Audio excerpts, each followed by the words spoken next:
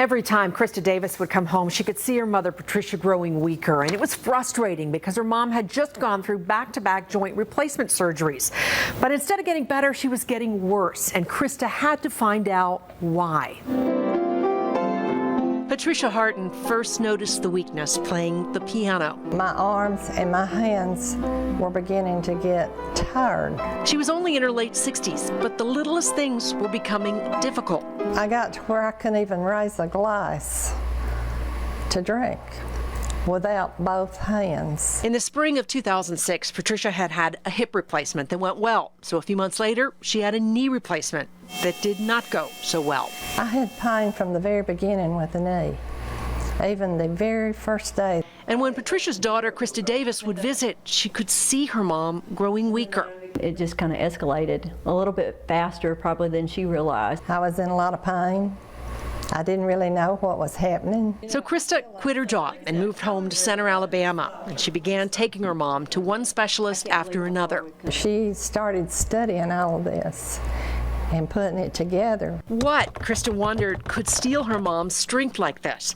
A biopsy showed that Patricia's muscles were deteriorating. One doctor thought she might have ALS. Another wanted to put her on steroids. But there was something in me that just said, no, don't give up yet. Don't start that medication route yet. Trying to pinpoint exactly when her mother's symptoms had begun, Krista found a timeline. And in 2006, right after her mother's knee surgery, that was where I had put in and penciled in, that's where her hands became weak. And I thought, okay, that's the starting point.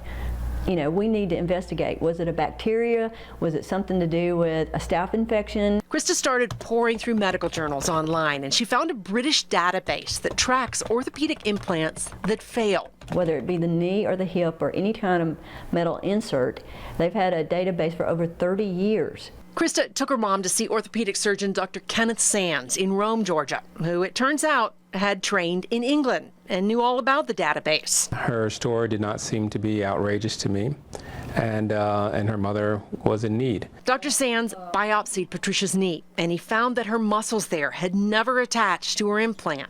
I knew that it had to be the metal. But Sands needed proof, so he took blood samples to test Patricia for metal allergies. The most common allergic reaction is to nickel, which is what Mrs. Harton was showing. So it was back to the operating room, and one by one, Dr. Sands removed Patricia's nickel implants and replaced them with titanium devices. As we proceeded and removed initially her total knee implant and then her total hip implant and then a wire in her pacemaker, she started to actually have improvement. You know, I started coming back. I started getting stronger.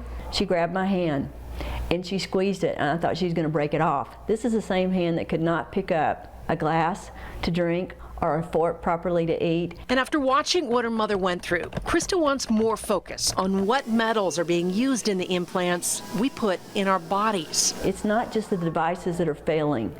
Based on the research, I believe with all my heart it's the types of metal in the devices that are making the devices also fail. Krista Davis has written a book about her mom. It's called Still Standing. And Patricia Harton is back to the music, back to feeling like her old self again. Grateful that her medical mystery has finally had a happy ending.